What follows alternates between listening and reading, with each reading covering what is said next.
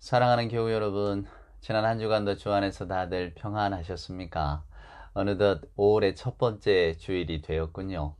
우리를 둘러싸고 있는 현실은 여전히 무겁고 암울해도, 그러나 우리 하나님께서는 도처를 둘러보면 파릇한 새싹들과 또 날로 무성해져가는 그 실록들을 통해서 여전히 우리를 돌보고 계심을, 여전히 이 세상의 질서는 하나님의 손안에 있음을 보여주고 계십니다. 사랑하는 여러분, 우리를 둘러싸고 있는 현실보다 더 큰 것이 우리 하나님의 은혜와 또 사랑이니 오늘 그 사실에 다시 한번 감사하고 감격하면서 기쁨으로 주님 앞에 나아가는 우리가 되기를 소원합니다.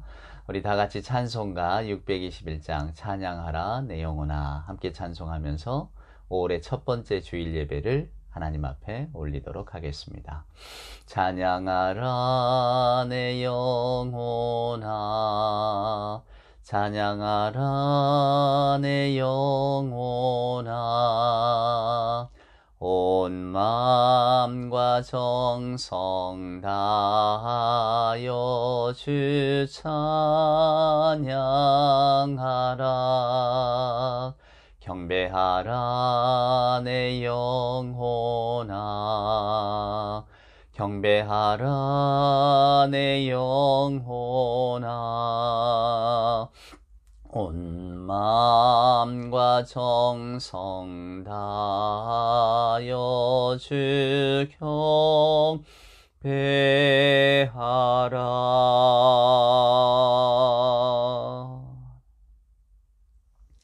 사도신경으로 우리들의 신앙을 고백합니다. 전능하사 천지를 만드신 하나님 아버지를 내가 믿사오며 그 외아들 우리 주 예수 그리스도를 믿사오니 이는 성령으로 잉태하사 동정녀 마리아에게 나시고 본디오 빌라도에게 고난을 받으사 십자가에 못 박혀 죽으시고 장사한 지 사흘 만에 죽은 자 가운데서 다시 살아나시며 하늘에 오르사 전능하신 하나님 우편에 앉아 계시다가 저리로서 산자와 죽은 자를 심판하러 오시리라. 성령을 믿사오며 거룩한 공예와 성도가 서로 교통하는 것과 죄를 사하여 주시는 것과 몸이 다시 사는 것과 영원히 사는 것을 믿사옵나이다. 아멘. 성시를 교독합니다. 오늘 우리가 함께 교독할 성시는 교독문 16번입니다. 시편 28편에 기록된 말씀. 여호와여 내가 주께 부르짖으오니 나의 반석이여 나게 길을 막지 마소서. 주께서 내게 잠잠하시면 내가 무덤에 내려가는 자와 같을까 하나이다.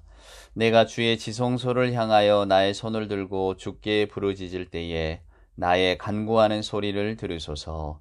악인과 악을 행하는 자들과 함께 나를 끌어내지 마옵소서. 그들은 그 이웃에게 화평을 말하나 그들의 마음에는 악독이 있나이다. 그들은 여호와께서 행하신 일과 손으로 지으신 것을 생각하지 아니하므로 여호와께서 그들을 파괴하고 건설하지 아니하시리로다. 여호와를 찬송하며 내 간구하는 소리를 들으심이로다. 여호와는 나의 힘과 나의 방패이시니 내 마음이 그를 의지하여 도움을 얻었도다. 여호와는 그들의 힘이시오 그의 기름 부음 받은 자의 구원의 요새이시로다. 아멘. 오늘 예배 찬송은 찬송가 478장 참 아름다워라 주님의 세계는, 이 찬송가를 함께 부르도록 하겠습니다. 찬송가 478장입니다. 참 아름다워라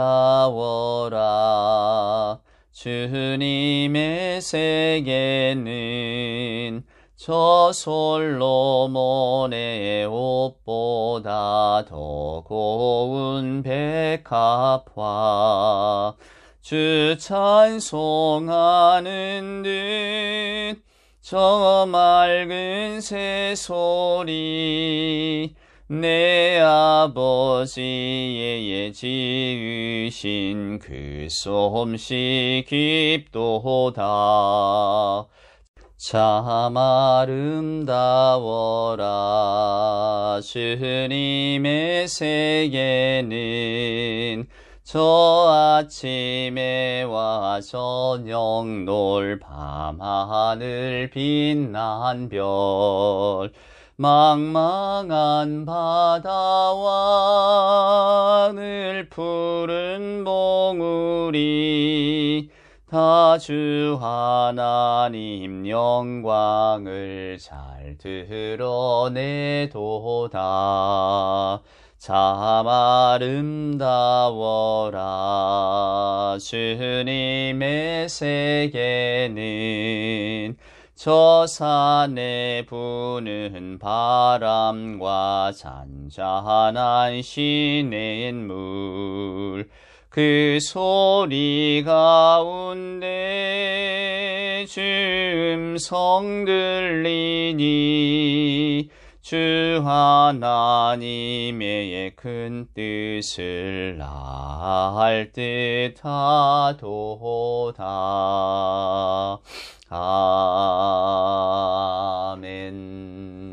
아멘. 우리 함께 기도합니다.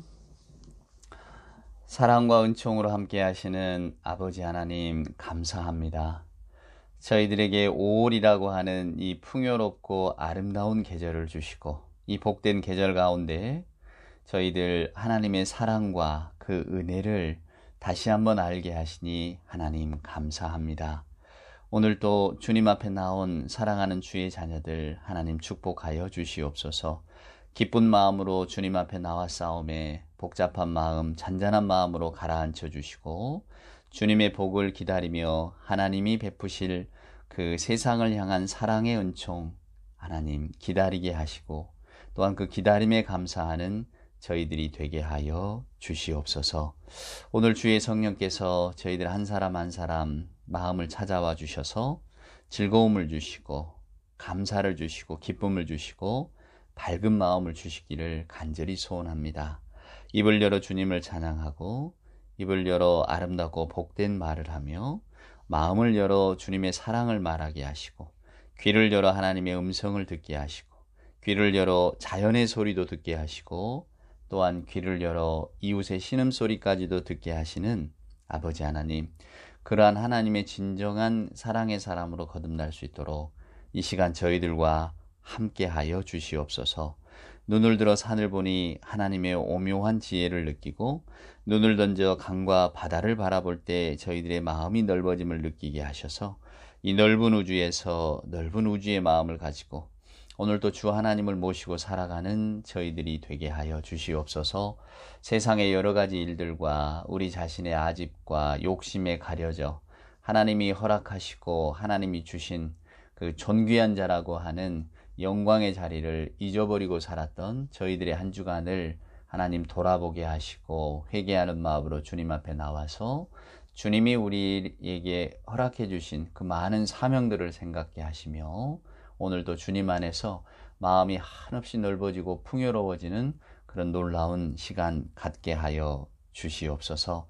하나님, 교회와 또 나라와 또 더불어 살아가는 사람들, 그 마음들 하나님 각각 스스로를 살피게 하시고 돌아보게 하사 우리가 정말 하나님이 기뻐하시는 삶을 살고 있는지 다시 한번 고민하면서 오늘 이 예배의 한 시간을 은혜 중에 보내게 하여 주시옵소서. 때로 육신의 연약함으로 또 저희들의 형편의 열악함으로 인하여서 저희들의 삶이 쪼그라들고 마음이 어려워질 때가 많습니다. 하나님, 혹여 그 마음이 있는 사랑하는 자녀가 있거든 오늘도 주님의 따뜻한 손으로 어루만져 주시고 우리의 현실을 뛰어넘는 하나님의 더 큰 손길을 이 예배를 통해서 바라볼 수 있는 그런 하나님 신앙의 깨달음이 있을 수 있도록 주여 선하게 인도하여 주시옵소서.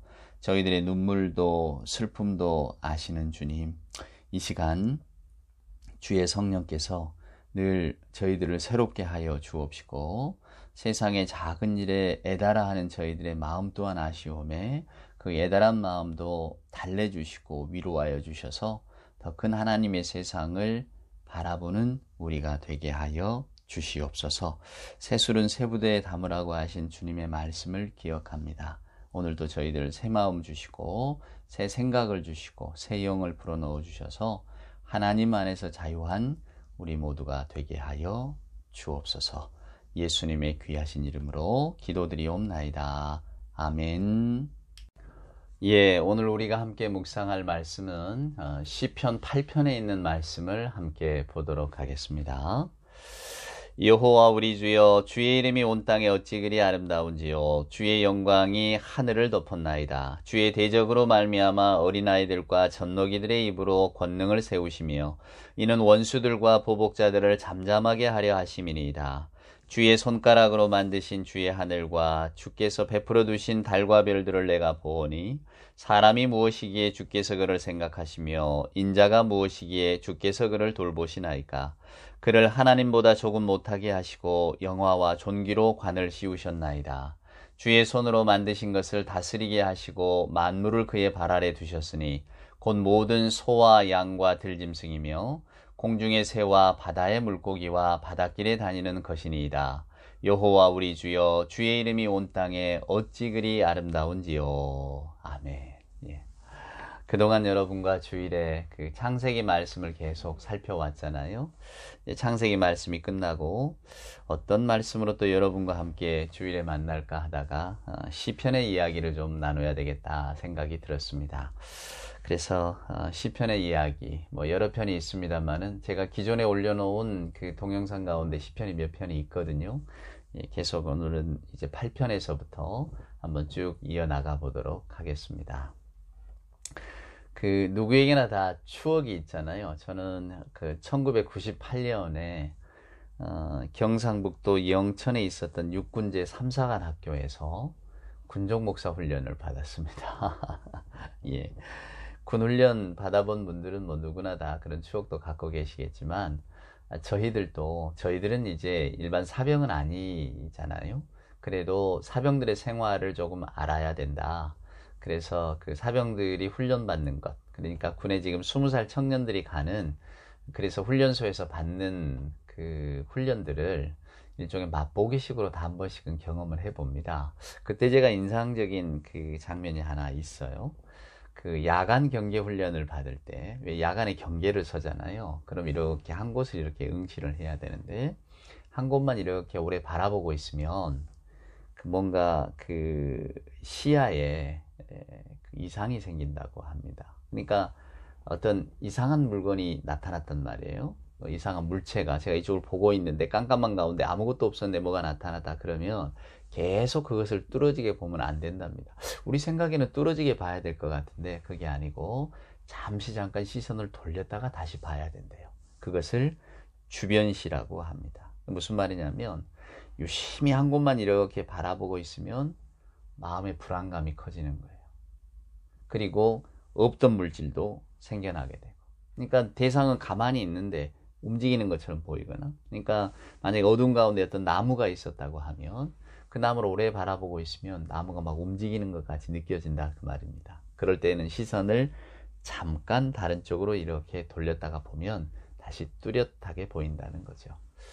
오늘 저와 여러분이 주님 앞에 나와서 항상 주일에 한번 이렇게 예배를 합니다. 저는 이 예배가 잠깐 우리의 시선을 돌리는 거라고 생각해요. 근데 잠깐 돌렸다가 다시 무언가를 집중하라는 것이냐, 그거보다는 우리가 요즘 일상이 과잉화돼 있잖아요. 우리가 겪고 있는 이 일상의 순간들을 너무 저나 여러분이나 크게 생각하니까 이게 전부인 것처럼 이렇게 느껴질 때가 많다 그 말입니다. 그럴 때에 주일날 이렇게 함께 예배하면서 잠깐 시선을 다른 데로 돌렸다가 돌아오면, 즉 하나님의 큰 세계를 바라보고 돌아오면 우리가 설 자리가 어디고 또 우리가 마땅히 지향할 바가 무엇인가를 알게 된다는 거죠. 이게 예배라고 하는 것은 일종의 저는 주변시다 이런 생각이 들으십니다. 잠깐 다른 데를 보다가 다시 우리 현실을 바라보는데 그 다른 곳이 어디냐면 오늘 시편 기자가 집중하는 것처럼 하나님입니다. 여러분 이 시편 8편 우리 복음성가 가사도 있잖아요. 한번 꼭 오늘 예배가 마치면 이 시편 8편을 찾아서 요즘 유튜브에 다 나와 있으니까 한번 같이 찬양을 해보시면 더 큰 은혜가 되리라고 생각합니다. 그전에는 그냥 찬송으로 불렀던 것이 이제는 오늘 저와 여러분이 시편 8편을 본격적으로 바라보니까 이 말씀 속에서 이제 영적인 것을 깨닫고 또 찬송을 부르면 더 달리 불려지겠죠. 일종의 주변시적인 효과가 나타나는 것 아니겠어요? 예. 그래서 이 시편 8편은 창조주 하나님께 대한 인간의 찬양. 그래서 흔히 구분하기를 영광송이라고 구분합니다. 오늘 1절에 나온 것처럼 여호와 우리 주여 주의 이름이 온 땅에 어찌 그리 아름다운지요 주의 영광이 하늘을 덮었습니다. 이 영광송이거든요. 하나님을 찬양한다. 창조주 하나님을 찬양한다. 그런데 창조주 하나님을 찬양하는 그 존재가 누굽니까? 인간입니다. 그래서 오늘 이 시편 8편은 창조자 하나님과 인간을 대척점에 두고 오늘 이 시인이 신앙 고백을 하고 있는 거예요. 즉 위대하신 창조주 하나님 앞에서 우리 인간은 어떤 존재냐, 어떤 위치를 갖고 있냐, 어떤 역할을 해야 되고 어떤 사명을 갖고 있냐, 그런 겁니다. 자, 오늘 이 시편 기자가 집중하는 게 뭡니까? 3절에 보면 주의 손가락으로 만드신 주의 하늘과 주께서 베풀어 두신 달과 별들을 내가 보오니. 자, 주님이 만들어 놓으신 만물을 봅니다. 하늘과 달과 별들. 여러분, 고대 세계에는 즉 지금 이 시편 기자가 살았던 세계에 모든 사람들이 신앙을 가지고 있었습니다. 그 신앙이 무엇에 대한 신앙이냐면 자연물에 대한 신앙입니다. 즉 태양을 숭배하거나 달을 숭배하거나 별을 숭배하거나 그것이 전부 다 여러분 인간의 생존과 관련이 있거든요. 태양이 없으면 인간이 살 수가 없잖아요. 달도 마찬가지입니다. 달이 있어야 계절의 변화가 일어나지 않습니까? 별도 마찬가지. 그러니까 고대 세계의 사람들은 뭔가 구체적인 우주에 대한 지식은 우리보다 없잖아요. 지금 뭐 저희들은 뭐 우주선이 날아다니고 우주인이 생겨나고 심지어는 이제 뭐 우주 여행뿐만 아니라 우주에 정착하는 이야기, 뭐 미래를 그린 영화들을 보면 되게 뭐 우주에 식민지를 건설한다, 또 인조인간을 보낸다, 리플리컨트라고 합니다만은 그런 인간 복제를 한다, 이런 이야기를 하고 있잖아요. 근데 한 3000년, 4000년 전에 여러분이 고대 세계의 사람들이 우주에 대해서 어떤 지식을 갖고 있었을까? 거의 지식을 갖고 있지 못했을 겁니다. 그런데 오늘 이 시편 기자는 그 해와 달과 별들과 하늘을 바라본다, 그 말입니다. 고대 세계에 살았던 사람들이 모두가 다 신앙의 대상으로 여겼던 그 대상물을 바라봅니다. 놀랍죠? 저 별과 달과 해가. 고대 세계의 사람들이 하나님 신앙을 가진 사람과 달랐던 것은 그들은 그 자연물 대상을 숭배했습니다. 즉 태양을 숭배하고 달을 숭배하고. 여러분, 우리가 창세기에 그 요셉의 후예들, 즉 야곱의 자손들이 요셉의 어떤 그 역할에 힘입어서 전부 다 이집트 땅으로 들어가잖아요. 근데 그 이집트 땅에는 실은 뭘 섬기느냐 하면 태양신 라라고 하는 그 종교를 갖고 있습니다. 한 3000년 정도 지속되는 종교죠. 대단한 종교였습니다. 태양신을 섬기고. 그래서 그 요셉이 그 태양신의 사제의 딸하고 결혼했다고 제가 말씀을 드렸잖아요. 그때 당시에 이집트를 이렇게 장악하고 있었던 신앙은 태양신에 대한 신앙입니다. 즉 태양이 없으면 인간이 살 수가 없으니까 그 태양을 숭배하는 겁니다. 그리고 왕은 그 태양의 후손이라는 거죠. 이제 그런 것들이 연결이 되어진다, 그 말입니다. 무슨 뜻이냐? 고대 세계의 사람들이 바라본 것은 대상물입니다. 근데 오늘 이 시편 기자는 그 해와 달과 별들을 만드신 분이 있다는 거예요. 이게 놀라운 신앙입니다. 그 창조주가 있다는 겁니다. 그래서 우리는 그 창조주를 바라보아야 된다. 여러분 2절에 보시면 주의 대적으로 말미암아 어린 아이가 젖먹이들의 입으로 권능을 세우시며 이는 원수들과 보복자들을 잠잠하게 하려 하심입니다. 이게 무슨 뜻입니까? 주의 대적이 뭡니까? 대조되는 게 뭔가요? 어린아이와 젖먹이 입입니다. 즉 하나님을 찬양하는 사람, 창조주 하나님을 바라보는 사람은 어린아이와 젖먹이와 같은 그런 존재들입니다. 주의 대적들은 다릅니다. 무슨 말입니까? 세상의 질서, 세상에 앞서가는 세상의 권세자들, 그때 당시에 세상의 주류라고 할 수 있는 강한 사람들, 강한 자들은 하나님을 노래하지 않습니다. 그들은 오히려 태양을 숭배하고 달을 숭배하고 이렇게 자연신들을 숭배하는 그런 신앙을 가지고 있는 강한 존재들 가운데 우리 같은 사람들이, 젖먹이와 연약한 그런 어떤 입장에 있는 우리 같은 사람들이 오늘 하나님을 찬양하고 권능을 노래합니다. 이것이 하나님의 신비입니다. 이렇게 말하고 있는 거예요. 오늘날에도 여러분 세상의 많은 지혜자들, 지식, 또 세상의 질서라는 것이 하나님과는 무관하게 흘러가고 있는 것 같잖아요. 그럴 때 우리는 창조주를 노래하고 여전히 창조주 하나님을 믿고 함께 교회 안에 모여서 신앙생활을 합니다. 어쩌면 세상의 주류적인 지식에서 볼 때에는 우리는 어린아이 같고 젖먹이 같을 수 있어요. 그럼에도 불구하고 오늘 시편 기자의 이 자부심을 좀 보세요. 우리는 어린아이 젖먹이 같지만 그러나 하나님께서 우리에게 이런 영성을 주시고 눈을 뜨게 하셔서 하나님의 영광을 노래하게 하신 것은 결국은 저 세상의 질서를 잠잠케 하려 하십니다 라고 하는 겁니다. 여기에 우리들의 신앙의 위대성과 독특성이 있는 겁니다. 그러면서 이 시편 기자는 3절에서 그때 당시의 사람들이 숭배하고 있던 모든 것을 끌어들이고 있습니다. 해를 보세요. 하늘을 보세요. 달과 별들을 보세요. 자, 사람들은 이것을 숭배하지만은 나는 그것이 주의 손가락으로 만드신 것이라는 것을 알고 있습니다. 즉 하늘이든지 달이든지 별이든지 태양이든지 우리가 주변에서 볼 수 있는 자연에 이런 어떤 대상물들은 우리의 숭배를 받을 만한 존재가 아니다 그 말입니다. 우리는 오직 한 분 하나님, 그것들을 만드신 하나님을 우리는 바라봅니다. 그 하나님께 영광을 돌립니다. 놀라운 거죠. 자연물에 대한 탈신성화를 하고 있는 겁니다. 즉 자연물 숭배, 자연신성화에 반대해서 하나님께 집중하는 사람들을 보는 거예요. 어린아이들에게 읽어주는, 여러분도 인상 있게 읽었겠습니다만 어린 왕자에 보면 이런 대목이 나옵니다.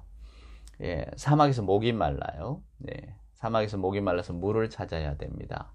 근데 사막에서 물을 어디서 찾지? 라고 하니까 여우가 말하기를 무슨 말을 하느냐면 사막이 아름다운 것은 우물이 감추어져 있기 때문이야. 그러면서 이런 말을 합니다. Important things are invisible. 중요한 것은 다 감추어져 있다고. 놀라운 통찰 아닙니까? 오늘 이 시편 기자가 하는 말과 똑같다고 저는 생각합니다. 가장 중요한 것, 가장 위대한 것은 invisible, 감추어져 있어요. 눈에 보이지 않아요. 오히려 눈에 보이는 대상을 바라보는 것은 여러분 어쩌면 한 단계 낮은 거다 그 말입니다. 오늘을 살아가는 우리들을 보세요. 요즘 우리가 해와 달과 별들을 섬기는 사람이 누가 있습니까? 그러나 우리는 눈에 보이는 다른 것들을 따라갑니다. 우리 세상의 지위라든가 또 재물이라든가 명예라든가 권력이라든가 우리가 원하는 것, 우리가 바라는 것들이 있잖아요. 그것을 우리는 다 쫓아갑니다. 여러분 그 심리학적으로 이야기하면 사람이 굉장히 우리가 이제 내면의 갈등에 빠지고 정신적으로 어려움을 겪는 것은 되고 싶은 나하고 현실의 나가 부조화를 이루기 때문입니다. 그렇죠? 여러분도 되고 싶은 나가 있고 현실의 나가 있잖아요. 이것이 조화되는 사람은 없거든요. 여기에서 갈등을 느낍니다. 근데 현실의 나와 되고 싶은 나가 그 괴리감이 크면 클수록 그 개인이 당하는 어떤 심리적인 고통은 더 큰 거죠. 우리는 언제나 현실의 나보다는 되고 싶은 나에 집중하고 있으니까. 근데 그 되고 싶은 나가 추구하는 게 뭔가요? 다 물론 눈에 보이는 겁니다. 손에 쥘 수 있고 내가 얻을 수 있고. 세상의 지위라고 하는 것이 인간을 고양시키는 것은 말할 필요가 없습니다. 돈이 조금 많고 지식이 많고 지위가 높으면 많은 사람들의 인정과 존경을 받게 됩니다. 또 세상에 할 수 있는 일들이 많아지죠. 그것이 어쩌면 우리들의 힘이고 우리들의 기쁨인 것처럼 느끼며 우리는 살아갑니다. 되고 싶은 나, 모든 사람이 되고 싶은 나가 지향하는 바는 되게 똑같거든요. 모든 사람이 되고 싶다. 그것을 선이라고 한다면 우리는 누구나 다 그 선한 것, 좋은 것을 쫓으려고 하잖아요. 그러나 성경은 오늘 저와 여러분에게 더 귀한 것이 있다고 가르쳐 줍니다. 눈에 보이는 것보다 더 귀한 것이 뭐냐? 그것은 바로 창조주 하나님이신데 그 창조주 하나님께 집중하다 보면 이런 통찰이 나온다는 겁니다. 그게 뭡니까? 바로 4절입니다. 사람이 무엇이기에 주께서 그를 생각하시며 인자가 무엇이기에 주께서 그를 돌보십니까? 그를 하나님보다 조금 못하게 하시고 영화와 존귀로 관을 씌우셨습니다. 무슨 뜻입니까? 사람이 귀하다는 겁니다. 사람이 무엇이기에? 결국은 하나님이 하신 일에 집중하는 거잖아요. 왜요? 하나님께서 사람을 당신의 형상대로 창조하셨잖아요. 여러분 하나님의 형상을 따라서 창조했다. 이마고 데이라고 합니다만 여러 가지 의견이 있습니다. 하나님의 성품을 따른 것이냐, 우리는 흔히 하나님의 어떤 외양을 따른 것이냐 이렇게 생각할 수가 있죠. 그래서 하나님을 생각하면 하나님도 마치 우리 사람처럼 생겼을 것으로 이렇게 상상하기도 합니다만은 하나님의 형상을 따랐다. 결국은 하나님의 생명을 받았다는 이야기입니다. 하나님의 생명을 받았다는 이야기가 뭔가요? 동물들도 다 하나님께서 생명 주신 거 아닙니까? 생명을 주셨기에 움직이고 생명을 주시고 창조하신 물건들 아닙니까? 물체들 맞습니다. 동물 역시도 하나님의 생명을 받았습니다만은 하나님의 영이라고 하는 측면으로 가보면 조금은 다릅니다. 우리 인간은 늘 죽음을 의식하고 살아갑니다. 죽음을 안다는 것이 하나님의 형상을 따라서 창조되었다고 하는 겁니다. 하나님의 형상이 하나님의 생명이라면 생명과 반대쪽에 있는 것이 죽음 아닙니까? 그것이 인간의 존재입니다. 그래서 우리는 늘 그 죽음을 알기에 그것이 결국은 신성과 맞닿아 있다는 것을 깨달으셔야 됩니다. 아, 하나님께서 우리에게 원하시는 것은 죽음이 아니라 생명이구나. 하나님의 형상을 입었다는 것은 외모나 외향이 아니구나. 하나님께서는 오늘 인간을 창조하시고 하나님보다 조금 못하게 하셨다. 영화와 존귀로 관을 씌우셨다. 이게 여러분 얼마나 놀라운 통찰입니까? 모든 인간들을 이런 존재로 바라보자는 거예요. 여기에 생명 존중도 있지만은 인간 존중에 대한 생각이 들어있잖아요. 이 시편 기자의 노래 가운데 여러분 이 시편 기자가 살았던 세상은 사람의 목숨, 사람의 생명이 지금처럼 여겨지는 시대가 아닙니다. 그저 노예는 죽여도 되고 화를 나게 하면 마땅히 복수하고 죽이는 것, 이게 다반사된 마치 동물을 죽이듯 곤충을 죽이듯 이게 살고 죽는 문제가 그렇게 흘러가는 시대였단 말이에요. 그러니까 당연히 사람 위에 사람이 있는 것이고 사람 밑에 사람이 존재하는 겁니다. 근데 오늘 시편 기자는 사람이라고 하는 존재가 얼마나 놀라운가를 저와 여러분에게 들려주고 있다니까요. 근데 오늘 그 인간이 어떤 존재입니까? 하나님보다 조금 못하게 하시고 하나님께서 영광과 존귀로 관을 씌우신 존재라는 겁니다. 그게 바로 저이고 여러분이라는 뜻이에요. 우리는 우리 스스로를 세상에 빗대어서 굉장히 작게 봅니다. 나같이 하찮은 인간이 혹은 과대하게 보기도 하죠. 나는 이 세상의 최고다. 내가 더 모스트다. 이렇게 생각할 수 있잖아요. 나는 세상의 최고 가는 존재, 최고 가는 인간이다. 우리는 대부분 또 그런 생각을 갖고 살아가기도 합니다만은 그럼에도 불구하고 우리 안에는 내가 최고다고 하면 나보다 못한 사람은 낮게 보는 경향이 있고 그렇죠 여러분. 또 내가 낮다고 그러면 많은 사람들 질투하거나 시기하는 경우도 있고 결국 사람 사이의 갈등이라고 하는 것은 그 사람이 가지고 있는 세상을 인정하지 않는 것에서 비롯된 것 아닙니까? 내가 배고프면 너도 배고프고 내가 이것을 먹고 싶으면 너도 먹고 싶을 것이고 내가 이걸 하고 싶으면 너도 이것을 하고 싶을 거라는 생각이 우리 안에 존재한다면 나는 안 그런데 너는 왜 그러냐 이런 말들 자체가 없어지게 되는 거죠. 그 사람을 그 사람 존재 자체로 바라보게 되는 놀라운 일들이 일어나지 않겠습니까? 그래서 저는 기독교 신앙의 위대함이 그 기독교 신앙의 복됨이 여기 있다고 생각합니다. 하나님께서 아브라함을 불러주실 때 너는 세상의 모든 복의 근원이 된다 라고 하잖아요. 근데 그 세상의 복의 근원이 된다고 하는 것은 하나님께서 오늘 시편 기자가 바라보는 것처럼 인간에게 모든 책임과 인간에게 모든 권위를 다 주셨잖아요. 즉 인간이 세상에 마치 지배자가 되는 것처럼 살게 하셨지만 그러나 창세기를 읽어보면 하나님께서는 인간에게 하나님이 만드신 세상을 지배하고 살아라라고 말씀하지 않으셨어요. 문화명령은 다스리다. 다스리라는 말 속에는 섬기다라는 의미가 있거든요. 서번트 정신이 있단 말입니다. 종이라고 하는 것은 여러분 섬기는 거잖아요. 내가 내 멋대로 한다는 게 아닙니다. 귀하게 여긴다는 겁니다. 대상물을. 그러니까 우리가 자연을 바라볼 때에 하나님이 만드신 세상이지. 그래서 여러분 요즘 신학에서는 환경신학 많이 이야기하지 않습니까? 우리의 시선을 다른 데로 돌리는 겁니다. 어떤 데로 돌립니까? 인간이 중심이니까 인간이 개발하고 인간이 마음대로 써도 된다. 이게 아니고 인간이 존재할 수 있도록 하나님께서 이 많은 것들을 우리에게 선물로 주셨다는 거예요. 그것을 깨닫는 순간부터 우리는 자연을 대하는 방법 또 방식이 달라질 거라 그 말입니다. 길가에 있는 풀 한 포기, 꽃 한 송이도 쉽게 꺾을 수 없는 존재가 되는 겁니다. 하나님이 이렇게 우리를 위해서 베풀어 두신 아름다운 자연인데 내가 내 마음에 든다고 마음대로 꺾어서 내가 내 집에 갖다 놓고 나만 보겠다는 것인가? 이제 이런 생각들이 없어지는 거죠. 요즘 세계적으로도 이렇게 탄소, 뭔가 이렇게 세상의 질서, 환경을 어지럽히는 것들, 이런 배출량을 좀 줄이자, 이런 쪽으로 나아가지 않습니까?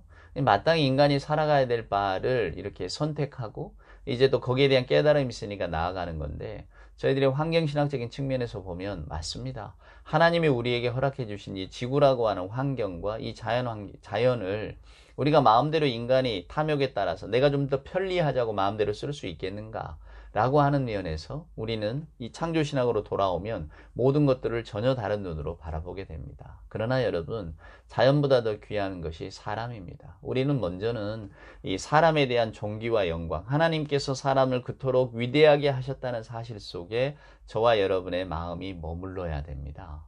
말씀드렸던 것처럼 옛적의 사람들은 태양을 숭배하고 달을 숭배하고 별들을 숭배하고 산을 숭배하고 뭔가 눈에 보이는 자연 환경들을 숭배합니다. 훨씬 더 인간보다 위대해 보이거든요.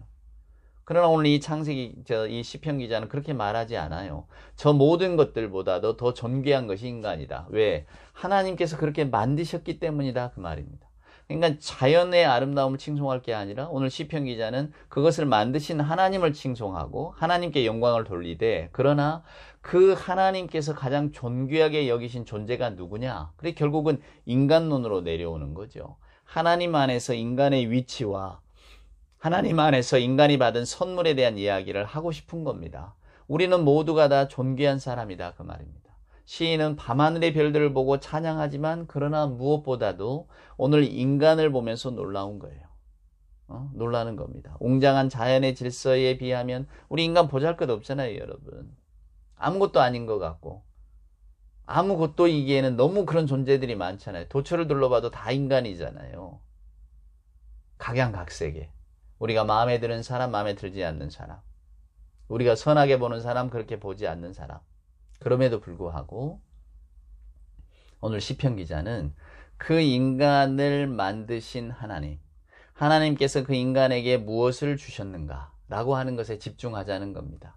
언뜻 보기에는 자연이 웅장해 보이지만 오늘 시편 기자는 그보다 더 웅장한 것이 바로 사람입니다. 우리는 자연을 보면서 인간의 연약함을 봅니다. 그렇잖아요. 자연에 비하면 우리가 얼마나 연약합니까? 또 자연의 변함없는 질서에 비하면 인간은 너무 변화가 많은 거죠. 즉 생로병사가 너무 흔하게 찾아온다 그 말입니다. 근데 그럼에도 불구하고 인간에게 생명을 주신 하나님을 찬양하라고 오늘 시편 기자는 저와 여러분에게 하나님의 창조의 이야기를 들려주고 있는 겁니다.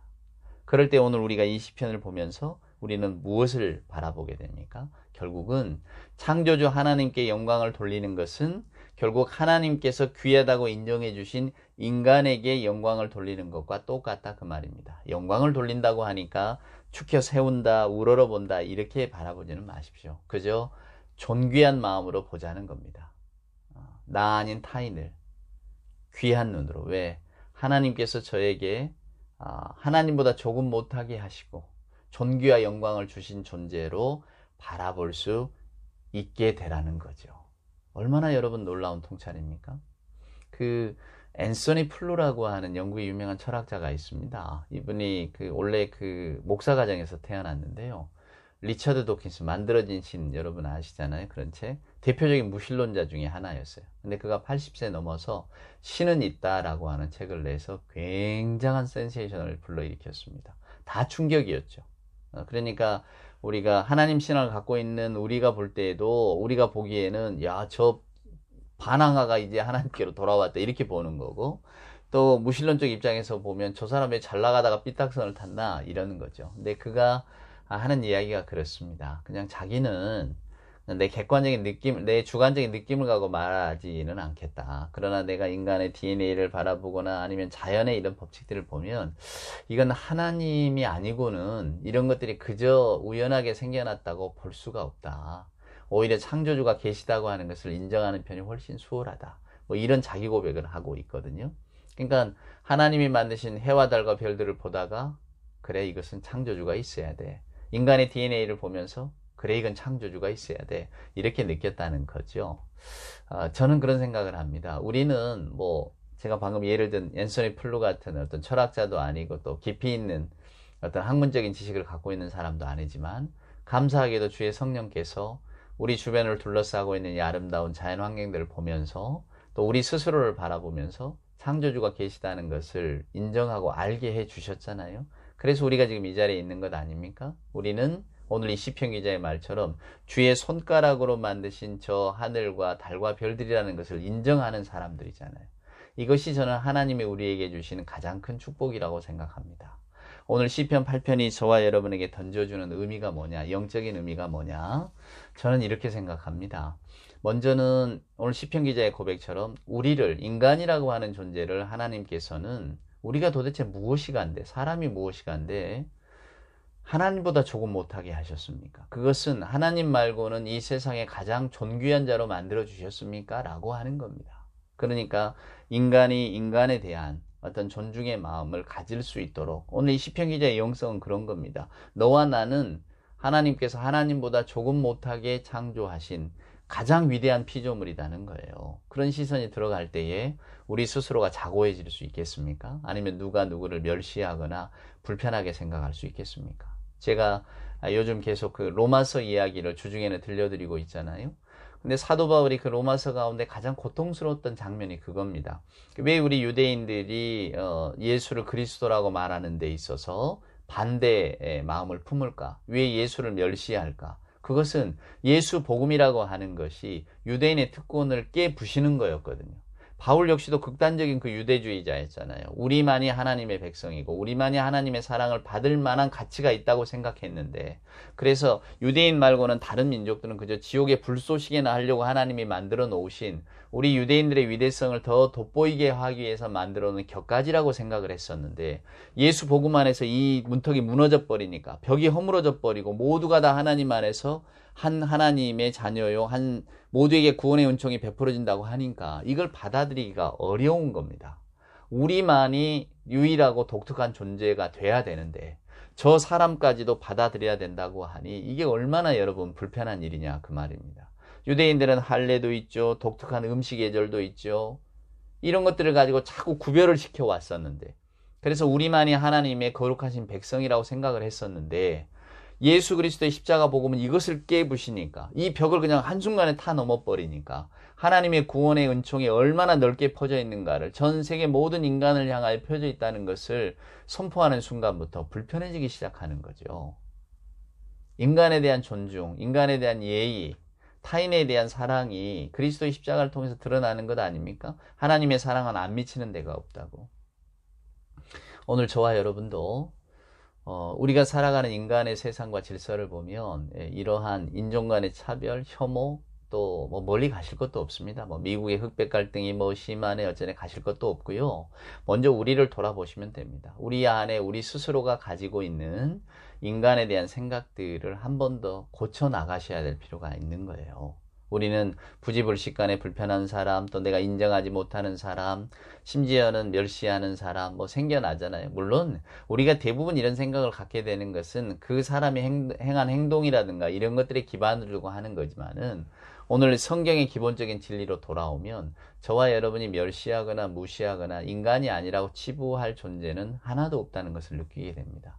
우리는 하나님께서 허락하신 이 창조 세계에 대한 하나님의 질서와 또 인간의 사랑에 대한 하나님의 이 깊으신 뜻을 마음에 새기시고 바라보아야 될 필요가 있는 겁니다. 그것이 기독교 신앙인의 영성인데, 우리가 이 영성에까지 나아가기가 참 어려운 겁니다. 그러니까 아까 말씀드렸던 것처럼 시편 8편의 찬송을 부르실 때마다, 혹은 이 찬송을 읽을 때마다 하나님보다 조금 못하게 하셨다는 이 인간에 대한 생각, 하나님 안에서의 생각이죠. 하나님께서 인간을 얼마나 귀하게 여기시는가를 한번 이렇게 깨닫고 아실 때에 오늘 우리들의 사람에 대한 생각들이 조금은 이렇게 바뀌어 나가기를 저는 소망합니다. 저부터도 그렇고 또 여러분도 마찬가지고, 우리는 우리 안에 가지고 있는 우리의 연약함이 있잖아요. 자금이 있잖아요.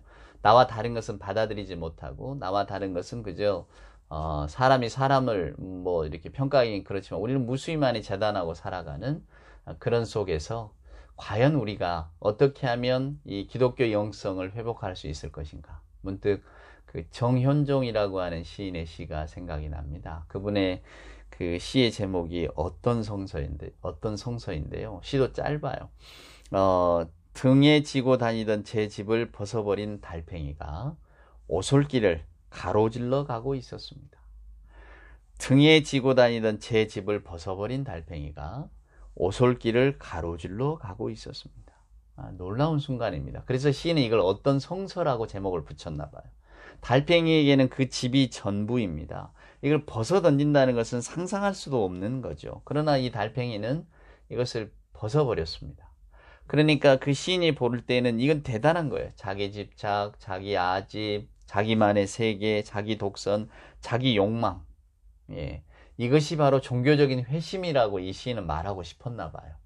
성경이라는 게 그런 뜻 아닙니까? 우리의 어떤 그 작고 연약한 것을 벗어 던지는 것. 오늘 저는 시편 8편이 그런 시편이 되기를 소원합니다. 이 시편이라는 게 원래 다 기도잖아요. 기도문입니다. 이 시편 8편의 기도가 우리들의 기도가 될 때에 먼저는 창조주 하나님께 영광을 돌리는 영광송이지만 그럼에도 불구하고 이게 인간에 대한 영광송일 수도 있다는 것을 항상 기억하십시오. 하나님이 가장 귀하게 여기시는 이 존재. 그러니까 오늘 시편 기자는 마지막에 여호와 우리 주여 주의 이름이 온 땅에 어찌 그리 아름다우신지요. 그러니까 모든 만물을 보면서 하나님의 영광을 찬송하지만 그러나 그 하나님의 영광의 어떤 그 구조물인 어떤 세상의 피조물들을 바라볼 때에 그 가운데서 가장 위대한 게 뭐냐, 가장 귀한 게 뭐냐, 그게 바로 인간이라는 겁니다. 결국은 인간에 대한 사랑을, 인간에 대한 존중을 이야기하고 있는 것이죠. 시편 8편이 저와 여러분의 마치 달팽이가 제 등에 지고 다니던 그 집을 벗어버린 것 같은 그런 영적인 깨달음을 주기를 소원합니다. 저희들이 바라기는 주님 나라 오시기 전에 저희들의 마음도 이 시편 8편의 기자의 마음같이 되어져서 우리가 누군가를 바라볼 때에 우리 주변의 타인, 나 말고 다른 사람들을 바라볼 때에 저들 역시 나처럼 혹은 저들 역시 하나님의 존귀한 가장 귀한 피조물로서 하나님의 영광과 존귀를 받을 하나님보다 조금 못하게 만드신 피조물이라는 사실을 기억하면서 우리가 살아갈 수 있다면 적어도 인간에 대한 예의를 가진 신앙인으로서는 바람직한 길을 걸을 수 있다고 저는 생각합니다. 오늘 이 시편의 고백이 우리 모두의 기도 제목이 될 수 있기를 기도하겠습니다. 이제는 우리 구주 예수 그리스도 크신 은혜와 아버지 하나님의 만극하신 사랑하심과 자비하신 성령님이 함께 하심이 오늘도 시편 8편의 말씀을 통해서 인간이 얼마나 귀한가, 우리 하나님의 사랑을 받은 인간이 얼마나 소중한 존재인가를 다시금 알게 하시고 그 인간에 대한 예의와 사랑을 회복해 하시는 성령의 역사에 감복하면서 말씀에 합당한 삶을 살아가기를 소원하는 우리 예배하는 모든 교우들 머리머리 위에와 저들의 삶 위에 주님 사랑하시는 복된 교회 위에 이제로부터 영원 무궁토록 함께하여 주옵기를 간절히 축원하옵나이다. 아멘.